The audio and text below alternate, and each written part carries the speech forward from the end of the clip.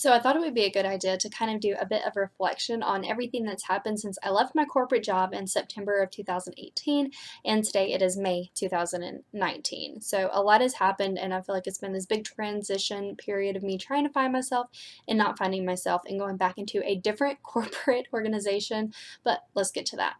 So in September, I left my corporate job that I had been with for 2.5 years because I was so unhappy. It was so political and very like cliquey, and I didn't feel like I belonged. I wasn't happy because I wasn't doing what I wanted to do, which, if you don't know, my background's in HR, so I wanted to do things with the employee relations side, but I got put in this little bubble working on the computer and the back end, and I wasn't about that life. And I talked to my boss, and he basically told me there wasn't room for growth, so I left.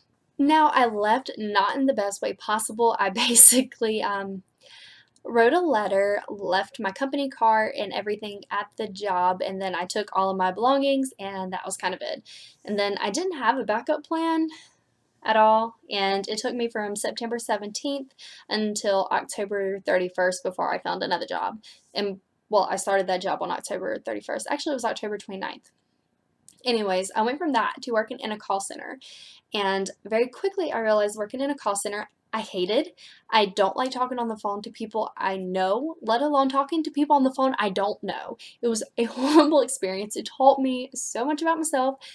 I will never again work in a call center. So I stayed at the call center until February of 2019, and then I got a call from the school system that said, hey, you want to not audition, but to interview for this teacher assistant position. And I said yes, of course, because at the time I thought I wanted to teach. Guys, I thought I wanted to teach. Anybody who knows me knew this was a bad idea, but they were encouraging me. They were like, you know what?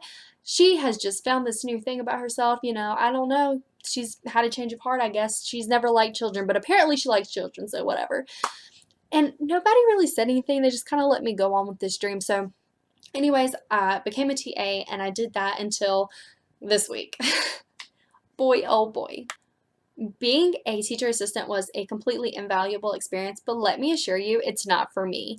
It taught me that the teachers deal with so much bullcrap. They do more behavior management than actual teaching, and I'm the type of person I want to teach. So I realized I want to teach people who want to learn. The people who want to learn are people who would enter college courses, for example, and by college courses I mean probably master's level, because it takes to that point before you even really care about school, unless you're someone like me who always has cared about school. But it's this entirely different world. Yes, I want to teach people, but I don't want to teach children because I will then be doing behavior management, and I don't really have other options at this point in my life. So completely ruled teaching out for me. So at this point, I started applying to different jobs, trying to get back into HR because I do enjoy HR. I love working with people. I like the training aspect, and there's always something new to learn. I like doing research and having a to-do list. So I was like, let's do this. And I had an interview with a company. And when I left that interview, I remember calling my mom and saying, yeah, I want this job. Like, if they offer, I will be so happy to take this job.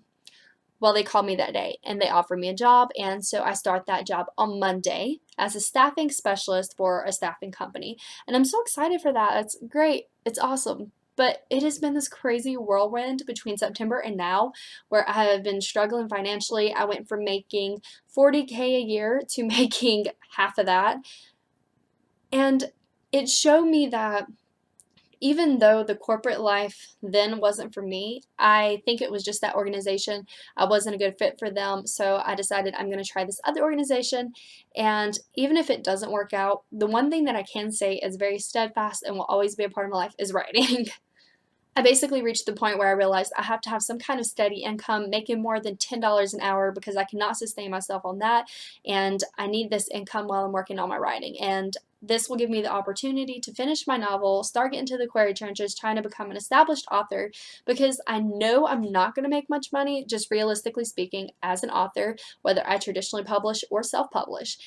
It's not that high of a paying job, but at least I will be doing something I am passionate about. So now I think I'm just trying to, again, still trying to find myself, figure out where I belong, and I think that right now my best option is to work this job, make the money, and write on the side.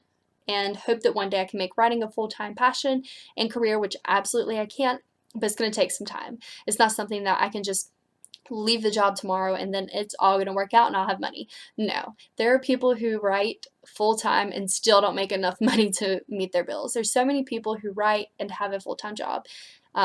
And I mean, I can think of Brooke Passmore, Mandy Lynn. There's so many people out there. So anyways, I know that was kind of a rant and it's just a little reflective experience on everything that's happened from September to now, but I thought it was necessary because I want to one day look back on this video and see how far I've come. So, yeah.